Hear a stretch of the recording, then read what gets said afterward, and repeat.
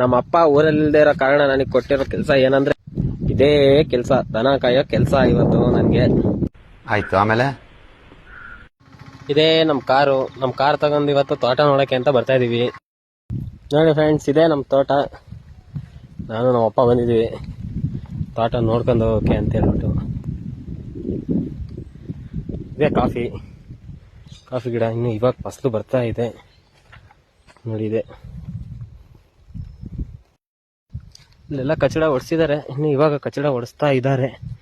ನಾಳೆ ಇನ್ನೂ ಸ್ವಲ್ಪ ಹೊಡಿಸುತ್ತೆ ನಮ್ಮಪ್ಪ. ನಾವೇನು ಈ ಕಡೆ ಬರಲ್ಲ, ನಮ್ಮಪ್ಪನೇ ಮಾಡಿಸೋದು ಎಲ್ಲ.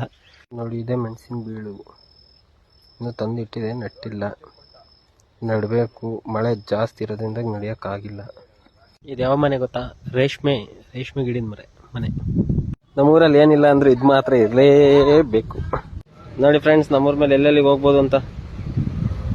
ಎಲ್ಲ ಆಫ್ ರೋಡಲ್ಲಿ ಗಾಡಿ ಓಡಿಸ್ಬೇಕಂತ ಇಷ್ಟಪಡ್ತಾರೆ. ಇಲ್ಲಿ ನೋಡ್ರಿ, ಇಲ್ಲಿ ನಮ್ಮೂರ್ ರೋಡೇ ಆಫ್ ರೋಡ್, ನಾವ್ ಇಲ್ಲೇ ಗಾಡಿ ಓಡಿಸಾಡ್ಬೇಕು.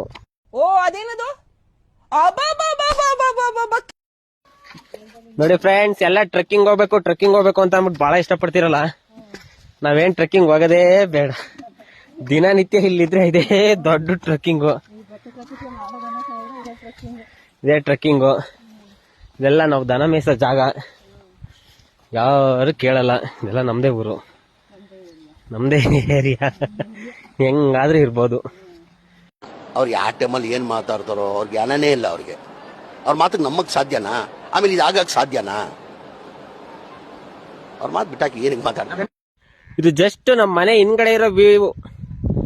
ಯಾವ ಜೋಗ್ ಫಾಲ್ಸಿಗೆ ಹೋಗ್ಬೇಕಾಗಿಲ್ಲ, ಯಾವ ಹಿಮಾಲಯ ಪರ್ವತಕ್ಕೂ ಹೋಗ್ಬೇಕಾಗಿಲ್ಲ. ಅಷ್ಟು ಚೆನ್ನಾಗಿದೆ ವ್ಯೂ ನೋಡ್ರಿ.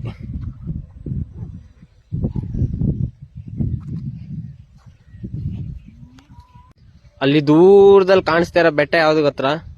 ಅದೇ ಮಡಿಕೇರಿ ಬೆಟ್ಟ. ಇಲ್ಲಿಂದ ನಮಗೆ ನಿಯರಾಗಿ ತುಂಬಾ ಹತ್ತಿರದಿಂದ ಕಾಣುತ್ತೆ.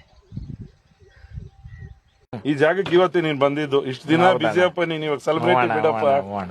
ಎಲ್ಲ ಆಶೀರ್ವಾದ ನಿಮ್ಮಂತವ್ರ. ಇಲ್ಲಿ ಇದು ನೋಡಿ ಜೋಳ, ಇಲ್ಲೆಲ್ಲ ಫುಲ್ಲು ಅಟ್ಯಾಕ್ ಮಾಡ್ಬಿಟ್ಟಿದ್ದಾವೆ. ಏನು ಗೊತ್ತಾ?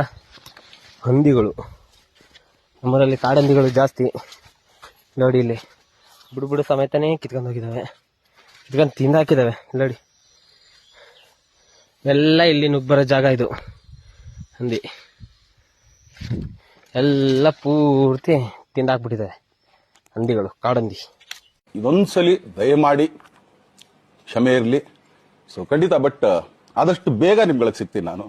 ಅದು ಯಾವಾಗ ಅಂತ ಹೇಳ್ತೀನಿ. ಸೊ ಅಲ್ಲಿವರೆಗೂ ಮೊಟ್ಟೆಗೆ ಹಾಕೊಳ್ಳಿ.